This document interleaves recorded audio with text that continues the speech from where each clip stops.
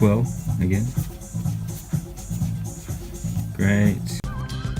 Of course, this is how every man likes to spend their Saturday afternoon. A natural progression from shooting a 30-second film was to do one of cinema's most important skills: how to shoot a scene. And even better if this scene tells a full story. Remember Kristen? You probably don't, but so far she starred in every film in this series. Here she is in the Casey Neistat School of Filmmaking. This is her in Dream Job, and she was even this extra right here. And sometimes doing the small jobs pays off. Because now here's Kristen completely owning a film that's shot entirely for her. And we always invited over this other girl, Susie Jameson, to keep watch at the door, to keep watch for when mother and father were coming home. You see, Kristen knew this writer who wrote a short film that was essentially a monologue, but it had some other characters in, and the entire film was one scene that told a story in about 3 minutes. So it's a perfect film to fit in this series, except it's set in the 1920s. It's like you're my mirror. The whole point of this project is to challenge myself, and a period film with costume and set design was right up there as the biggest challenge yet. Yeah, that's nice. For this film to look 1920s, we needed 3 things: a location, props, and costume. The best way to start in filmmaking is to use the resources you have available. And with the first 2 films, I used locations I already had access to. But this film needs a more specific location, and I had to go out and find one.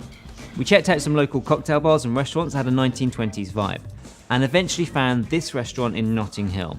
It's got great decor and a lot of space to set the scene. And that's how I learned to tell who listens to jazz. Meanwhile, Kristen and I read through the script together to get an idea of what we can achieve. And I begin storyboarding. As you know, it's not my strong point, but I'm slowly getting the hang of this. I don't think I've cracked it yet right here, but since finishing this project, I've got a much better understanding of how to cover a scene.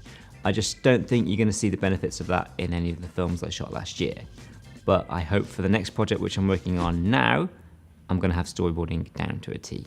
Whilst all this was happening, there's a crazy story that involves me, my bike, cycling into this very canal, whilst I was wearing this rucksack, which had this MacBook Pro in. It's a story not entirely relevant to this film right now, but all you need to know is that initially my laptop came out okay, but 2 weeks later...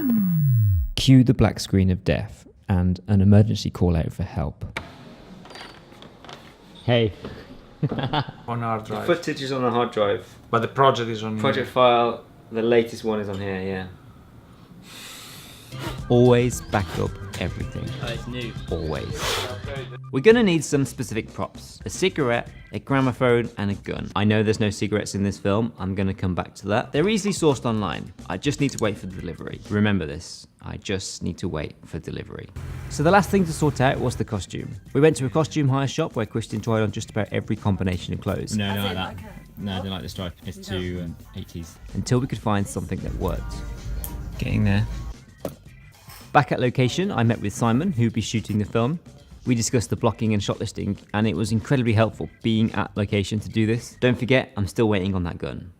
Still waiting. I took the storyboard and blocking ideas into final rehearsals. I wanted to be careful not to overblock the scene. This is a monologue, and the performance is going to come from Kristen herself and where I choose to place the camera. You had it there, you had it so good. Rather than Kristen moving too much, I think it's best to keep her still and make her move only when the character has a reason to.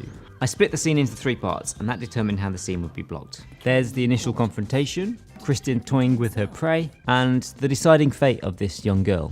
And each of those sections was shot and blocked in a different way. So we had a location, costumes, rehearsal, and props, and then it was the day of the shoot. Except I didn't have all the props. Remember that fake gun I ordered? Seems it's been shipped over from Germany, and it hasn't arrived yet. Now, most people would have a mad panic, but me? I just strolled into a local newsagent's and bought a toy gun for £1, and I bet you never noticed. For this shoot, we had a very healthy camera upgrade. One of the benefits of using a DOP is still at film school is that you get to use the film school's equipment for free. Using big cameras has never been too much of a focus for me with this series. I'm not so fussed on the technical stuff.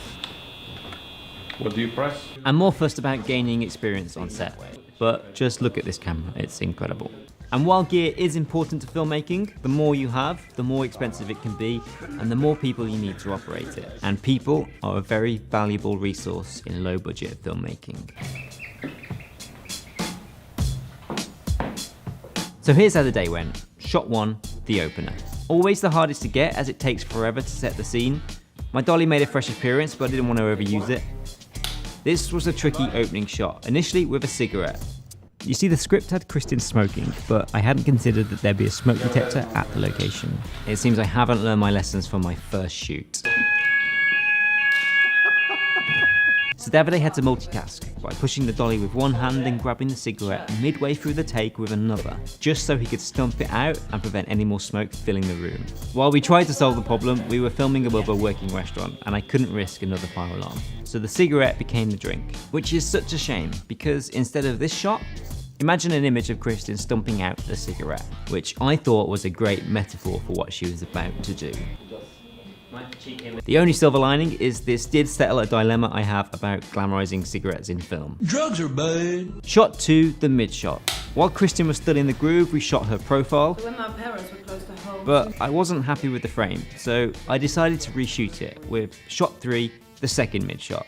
Her eyeline is better and it's just a great composition to show her full character. They're always off to church, to some revival or another. Staying on this side of the room, we shot the gun pickup. We played with different timings of Kristen's line, which gave me options in the edit. While I show you just what he wouldn't ever know about making music to a woman like you. Then Luciano, our dead husband, arrived. We had him for a limited time, so we filmed his shots next, which meant shot 5, 2 shot of the girls. Not my favourite composition of the two characters, but it's an important shot to reveal the husband. Again, we played around with different timings and speeds. And in hindsight, we probably didn't need a dolly for this shot. A simple pan across may have been more effective.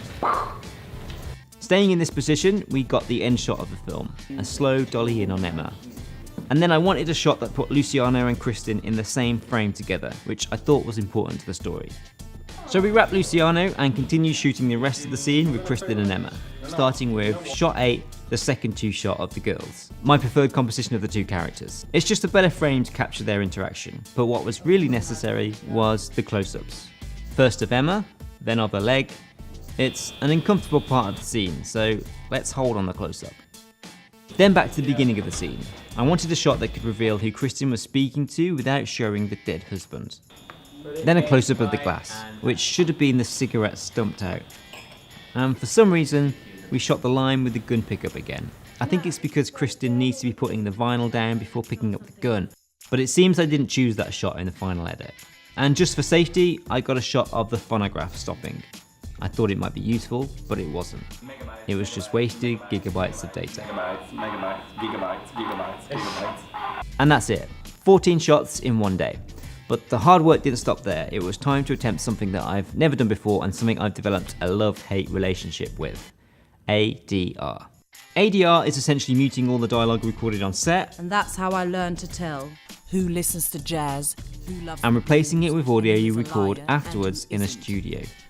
Because you can't listen to Well, Iranian a homemade music studio. without getting an education on certain things. I began by recording the audio with Kristen at home with a duvet acting as soundproofing. So when my parents were close to home, was that? Then it was a painstakingly slow process of editing this to match the dialogue. And of course, it was such an easy job, it just took me a few hours. So that's film number 3, complete. A long way still to go, but I feel like after shooting this film, a lot of things started to click into place. It's hard to explain, but I think that it's taken me 3 films to fully understand the role of a filmmaker and director in this type of filmmaking. I've not cracked it yet, but I feel like I'm making progress. So I'm excited for the next one. Surprise, surprise, Kristen's in that one as well. And action. Oh, would you like to try? Taste!